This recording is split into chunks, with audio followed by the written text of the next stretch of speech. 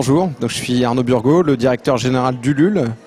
Donc Ulule, c'est une plateforme de financement participatif qui existe depuis 4 ans. On a maintenant 520 000 membres, 6200 projets financés, 21 millions d'euros collectés. Donc voilà, ça se développe bien et c'est une plateforme généraliste pour des projets créatifs, innovants ou solidaires.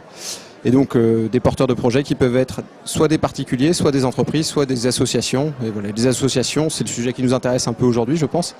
C'est 35% de nos porteurs de projets. Je pense qu'il y a eu un peu un effet de mode, avec plein de personnes qui veulent se lancer, parce que techniquement, c'est pas forcément très compliqué de faire une plateforme. Après, pour réellement réussir à faire quelque chose de long terme, de durable, qui va avoir suffisamment de volumétrie pour que ça existe dans le temps, c'est plus compliqué. Et donc, en fait, maintenant, ce qu'on observe plutôt, c'est une tendance à la concentration des plateformes et une réduction du nombre de plateformes qui se lancent et d'ailleurs, on n'a plus beaucoup qui se lancent sur notre secteur d'activité. Il y en a plutôt qui ferment parce qu'en fait, voilà, elles n'ont pas suffisamment de projets et il faut faire beaucoup de volume pour réussir à faire exister une plateforme. Et les porteurs de projets, globalement, veulent plutôt aller sur la plateforme où il y a le plus de monde parce qu'il y a le plus de visibilité potentielle. Donc, voilà, ça a plutôt tendance à se concentrer, mais tout en ayant une activité qui croît. Les clés de réussite d'une campagne de financement participatif, d'abord, c'est d'avoir un projet très concret, facilement compréhensible du grand public, parce que c'est un outil de collecte de fonds qui s'adresse plutôt aux particuliers. C'est un outil de collecte B2C et pas B2B.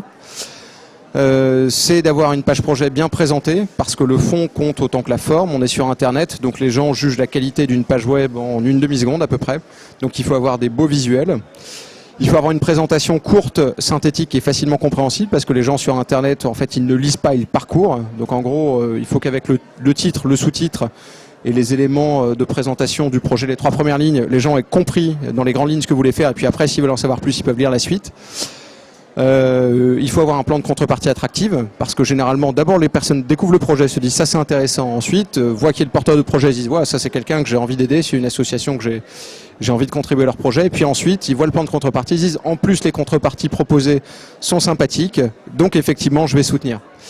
Voilà, donc c'est un mix entre plein de facteurs clés de succès. Et puis après, bien sûr, ça s'appuie, c'est un outil de collecte de fonds par effet boule de neige, c'est de la collecte de fonds social.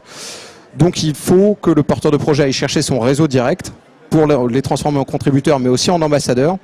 Et donc il faut que le porteur de projet ait déjà une base relationnelle existante, parce que sinon il n'aura pas de quoi lancer l'effet boule de neige. Donc voilà, ça nécessite d'avoir déjà un peu de monde dans sa communauté, dans son réseau. Oui, il y a beaucoup de monde sur les plateformes. Voilà, nous, comme on est à 520 000 membres, ça représente beaucoup de gens, mais les personnes qui ne connaissent pas du tout un projet, qui n'ont pas été sollicitées dessus, n'iront le voir que s'il se passe déjà quelque chose.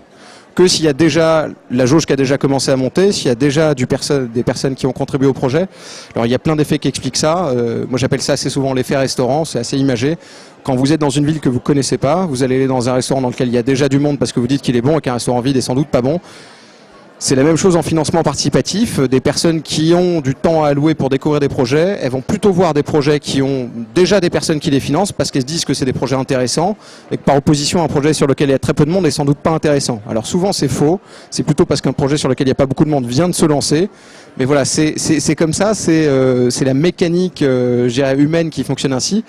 Et donc pour espérer aller chercher des inconnus qui sont sur la plateforme, qui vont venir découvrir votre projet, de toute façon, il faut commencer par faire venir votre réseau direct. Voilà. Donc en fait, les plateformes, ce sont des amplificateurs, mais on ne peut pas faire partir un projet de zéro. Ça, c'est clair. La plupart du temps, le financement participatif, c'est un outil complémentaire. Ça ne vient pas remplacer les autres outils de financement. Ça, c'est clair, il n'y a absolument aucun doute là-dessus. C'est un outil qui est différent des autres outils de financement qui préexistent. Ça les complète, mais effectivement, il ne faut pas se reposer uniquement là-dessus. Et moi je pense qu'il est illusoire et surtout pas souhaitable en fait pour une association de se dire qu'elle ne va collecter des fonds qu'en financement participatif, parce que si vous avez un projet d'envergure, ça peut être très intéressant d'aller chercher du mécénat d'entreprise, de continuer à aller chercher des subventions ou des financements publics. Donc non, faut pas du tout se focaliser uniquement là-dessus. C'est un outil parmi d'autres et qui peut venir renforcer des autres choses. Notamment c'est ce qu'on fait sur Ulule. Aujourd'hui, il est possible d'inclure au niveau d'une page projet sur Ulule des entreprises partenaires qui vont venir faire de l'abondement en 1 pour 1. Un internaute donne 1 euro, l'entreprise donne également 1 euro. Et ça, c'est un peu une nouvelle proposition de valeur pour des entreprises mécènes, puisqu'elles viennent s'associer à une campagne de collecte des fonds vis-à-vis du grand public sur une page web dédiée de façon affichée et visible.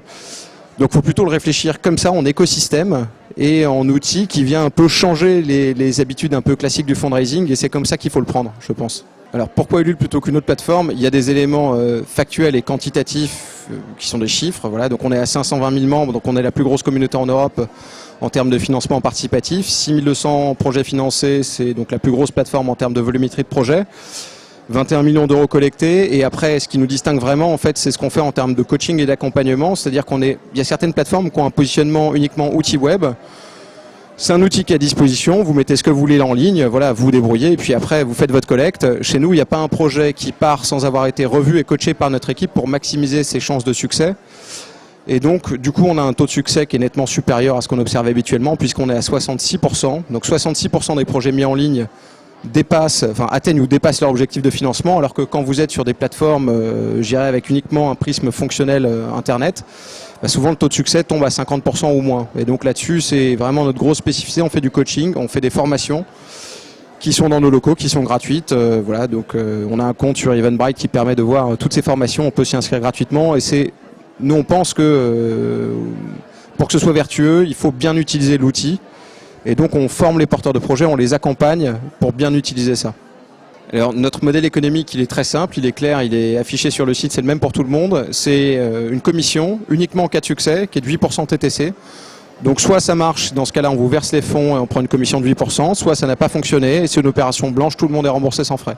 C'est un principe de tout ou rien, soit l'objectif fixé à la base est atteint ou dépassé, et dans ce cas-là l'opération est réussie, on verse les fonds aux porteurs de projet, soit malheureusement il n'est pas atteint au terme de la période de collecte, et dans ce cas-là tout le monde est remboursé puisqu'il n'y a pas assez d'argent pour faire le projet.